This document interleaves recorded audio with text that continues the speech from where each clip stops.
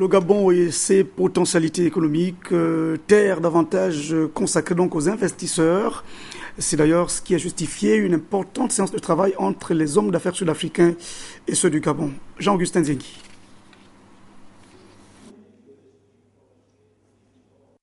Ce forum d'hommes d'affaires sud-africains et ceux de la Chambre de commerce du Gabon avait pour objectif le renforcement des relations économiques entre les deux pays. 2 jours durant, Gabonais et Sud-Africains ont échangé sur les opportunités d'investissement. C'est une initiative qui a été mise en place en 2005 par un accord signé par les deux pays. Et aujourd'hui, l'ambassade d'Afrique du Sud au Gabon a souhaité mobiliser un certain nombre d'opérateurs économiques sud-africains afin d'occasionner une rencontre ici au Gabon pour qu'on puisse, autour d'une table, réunir, échanger et éventuellement renforcer certains liens commerciaux qui existent déjà, et également impliquer un pays comme l'autre dans des opportunités d'affaires qui existent ici au Gabon et dont certains investisseurs sud-africains n'ont pas connaissance. On sait depuis longtemps l'excellence des relations politiques entre le Gabon et l'Afrique du Sud.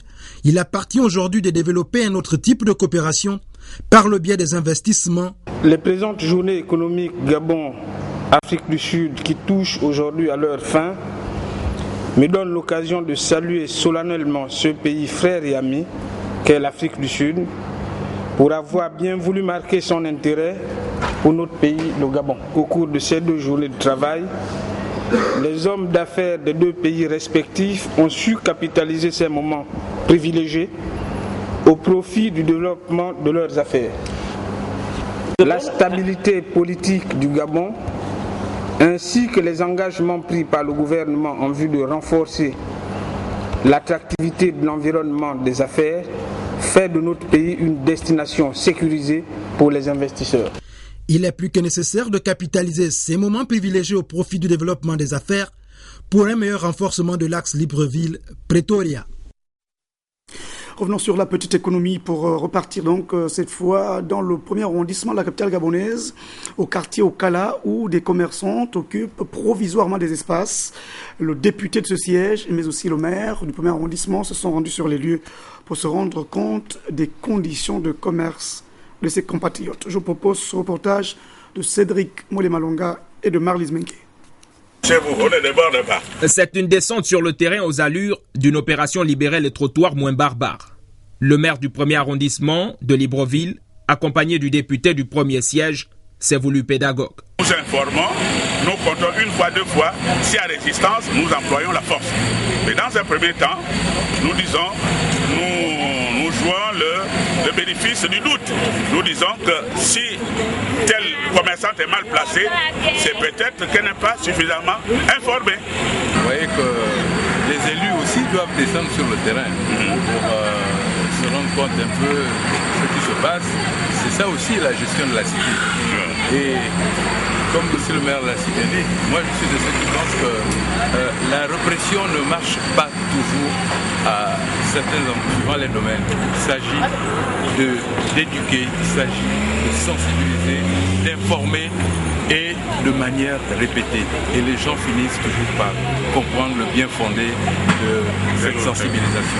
Ces commerçantes, tout comme ces chauffeurs de clando, tous ont bel et bien saisi ce message de Pierre Clanvert-Velay, visant à les rappeler à l'ordre. Comme je l'ai dit devant le maire et le commissaire, je ferai un effort en tant que président Bandoman.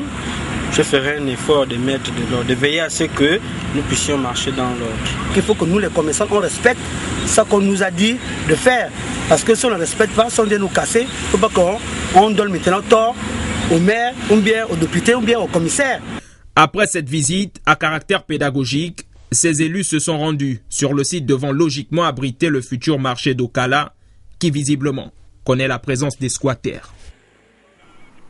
La politique maintenant dans cette édition d'information et très rapidement, nous allons donc parler de cette importante rencontre à la demande des partis de l'Union des forces du changement de l'opposition politique.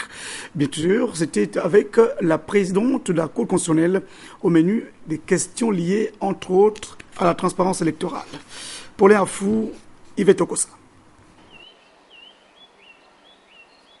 Où en est aujourd'hui le processus électoral dans notre pays et partant la transparence du vote tant souhaité?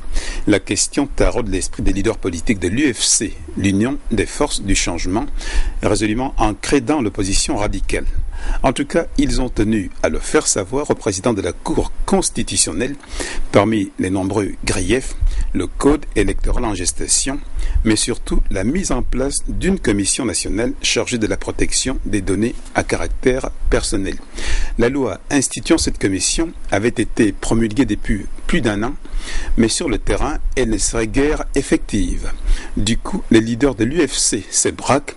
Pas question pour eux de participer au processus électoral. Qu'il faut d'abord qu'il y ait la commission qui s'occupe de protéger les citoyens par rapport aux données biométriques, de données à caractère personnel. Une fois que cette commission est mise en place, et à partir de ce moment, nous allons reconsidérer notre position. Sur tous ces sujets, la présidente de la haute institution a promis intercéder auprès des plus hautes autorités. La semaine qui commence là, du 16, vous serez convoqués pour que vous veniez nous dire pourquoi jusqu'à présent, sauf si vous n'aviez pas diffusé l'information, pourquoi cette commission n'est pas mise en place. Tout compte fait, les uns et les autres plaident selon Mme Mboranzo pour une transparence électorale, gage de la consolidation de notre jeune démocratie. Et maintenant, la journée du souvenir au sein de l'Union du peuple gabonais. Vous le savez, Pierre Mamboundou, le leader de l'opposition, était décédé le 15 octobre 2011. Ça fait un an. Aujourd'hui, à l'occasion de cette journée, le parti lui a dédié une messe dite par le père Jean-Jacques Kombila. On retrouve. 15 octobre 2011, 15 octobre 2012, il y a déjà un an que disparaissait Pierre Mamboundou, président de l'Union du peuple gabonais. En ce jour de souvenir, responsables, militants, sympathisants aux côtés desquels on notait la présence des hommes politiques de l'opposition, se sont retrouvés pour témoigner leur attachement à ce leader politique charismatique de notre pays autour de plusieurs manifestations, dont cette messe de Requiem à la cathédrale Sainte-Marie de Libreville. Président Mamboundou c'était un chrétien convaincu. Donc à un an de sa disparition, c'est normal que nous ayons pensé à une messe ensemble. Je ne pense pas qu'il y ait un seul militant de l'Union du peuple gabonais qui pense qu'il ne faut pas que cette action se poursuive. Il faut qu'elle soit poursuivie pour que l'Union du peuple gabonais continue de rester un grand parti que l'a toujours souhaité M. Pierre Mamboundou. Les manifestations se sont poursuivies avec la projection d'un film retraçant l'histoire de l'homme et un mot circonstanciel du secrétariat exécutif au siège du parti Siza Wenje. Et puis ce communiqué, le ministre de l'Intérieur, de la Sécurité publique, de l'immigration, de la décentralisation, qui rappelle aux électeurs des circonscriptions concernées par les élections locales et législatives partielles du 20 octobre 2012 que, conformément aux dispositions de l'article 56, la loi numéro 07/96 du 12 mars 96 portant dispositions communes à toutes les élections politiques, la distribution des cartes d'électeurs par le ministère de l'Intérieur a commencé et prendra fin donc le 19 octobre 2012, de 9h à 16h, les opérations se poursuivent pour l'élection du député de deuxième siège du département du Komo-Monda à la mairie d'Ovendo et au lieu indiqué par les préfets du Komo-Monda et du Cap. Pour l'élection des membres du conseil municipal de la commune d'Omboué, au lieu indiqué par le préfet de Timboué, le ministre de l'Intérieur, Jean-François Ndougou, invite d'ores et déjà ses électeurs à retirer dans la sérénité ce document qui donne accès au bureau de vote, car voter est un devoir citoyen. Les hiérarques du Parti démocratique gabonais du 2e arrondissement de la commune de Libreville ont organisé une tournée dite de clarification du message du président de la République. C'était bien sûr récemment devant les deux chambres du Parlement réunies en congrès. On retrouve Rodolphe Mukambi, Guy-Cédric Ondomeye, Jean-Pierre Moussouami de Timboué. Véritable communion d'échange que la rencontre des responsables du Parti démocratique gabonais avec les responsables des structures, les notables et chefs de quartier à Lambaréné. Le membre du comité de concertation du PDG Rose Francine Rogombe et plusieurs responsables du parti ont échangé avec les populations de la première et deuxième fédération de la commune de Lambaréné. Ils ont expliqué aux uns aux autres, et c'est là fidèlement, les grands axes développés dans le discours du président de la République, chef de l'État, aux sénateurs et députés réunis en congrès au palais Léomba à Libreville.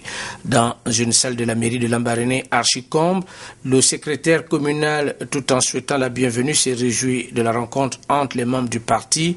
De son côté, le secrétaire fédéral va rappeler les grandes lignes de la rencontre de Lambaréné qui intervient au lendemain de plusieurs événements de taille. Le membre du comité de concertation reviendra sur ce discours historique où le chef de l'État a réfuté l'organisation de la conférence nationale souveraine réclamée par l'opposition et rappelé le souci du chef de l'État qui est celui de voir les Gabonais œuvrer pour la paix, l'unité nationale et le dialogue. Le président n'a pas eu tort de rappeler avec fermeté que l'unité nationale était le socle de notre pays. Et c'est vrai que c'est le socle. Il faudrait que nous consolidons l'unité, le dialogue et la tolérance. Francine Rogombe expliquera aussi au cours de cet échange que la rencontre avec le chef de l'État au palais Léomba a donné au président Ali Bongo Ondimba l'occasion d'édifier députés et sénateurs sur l'évolution de sa vision du développement du Gabon déclinée dans le plan stratégique Gabon émergent dont le fer de lance est le schéma directeur national d'infrastructure. Madame Rose Francine Rogombe et d'autres énarques du Parti démocratique gabonais reviendront sur les autres thèmes d'importance du discours du chef de l'État, tels que les valeurs de cohésion sociale, de solidarité, l'amour pour le pays, la culture et le développement véritable du Gabon d'ici 2025. Un appel sera lancé aux femmes et aux jeunes de la commune de Lambaréné afin que leur engagement apporte un plus aux actions de développement du chef de l'État. Donc, il s'agissait bien sûr de la présidente du Sénat, qui par ailleurs membre du comité permanent du bureau politique du Parti démocratique gabonais, qui s'est rendue à Lambaréné, dans le centre du pays, pour expliquer la portée du discours du chef de l'État. Le même exercice, je le disais déjà, a été mené dans le 2e arrondissement par les militants et cadres du Parti démocratique gabonais. On retrouve ce reportage. Après le passage du président de la République devant le Parlement réuni en congrès, les responsables politiques du PDG et du 2e arrondissement de Libreville poursuivent la sensibilisation.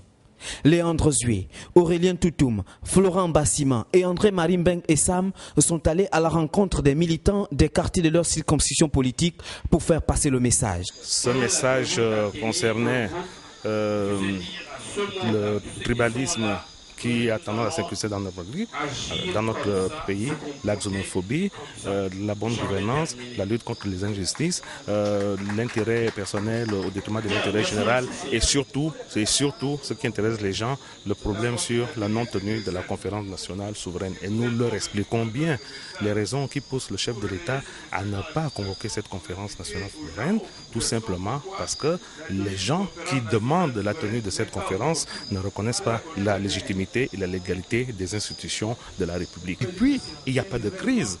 Il n'y a pas de crise politique au niveau du Gabon pour qu'on convoque une conférence nationale souveraine. Pour qu'il y ait une conférence nationale souveraine, nous pensons que nos frères, nous disons bien nos frères de l'opposition, devraient d'abord reconnaître la légitimité, comme l'a dit l'honorable, c'est-à-dire reconnaître le président de la République, et à partir de là, le président pourrait réfléchir et aviser. Mais vous ne pouvez ne pas reconnaître quelqu'un comme président de la République et lui demander de convoquer la conférence nationale souveraine. En quelle qualité va-t-il convoquer la conférence nationale souveraine? Ça voudrait dire, nous le pensons, que même nos frères, ceux qui demandent la conférence nationale souveraine, effectivement, ils ne veulent pas de cette conférence nationale souveraine. Parce que tout le monde sait qu'il y a des gros calibres de ce côté. Ils savent bien qu'en ne reconnaissant pas le président de la République et lui demander de convoquer une conférence nationale souveraine, ils se contredisent eux-mêmes. Donc pour nous, ils sont en train de berner les gens. Effectivement, ils ne veulent pas la conférence nationale souveraine. Pour ce périple, plus de 7 quartiers de cet arrondissement ont été sillonnés par les responsables. L'espoir est permis. Ici, les leaders politiques du PDG restent optimistes que le message est passé, mais surtout souhaitent que cette sensibilisation fasse l'objet d'une large diffusion. Juste derrière cette édition d'information, vous suivrez donc l'allocution du ministre gabonais de l'Agriculture, l'occasion donc de la célébration demain de la journée de l'alimentation. Merci à Christian Olélé et à toute l'équipe de la régie pour la réalisation de cette édition d'information. C'est Chrislem Maïnda qui a fait les caméras. C'était le journal d'Ahmed Mouyaka et de Marie Djomoussa Vogounsekou. À demain. Bonsoir.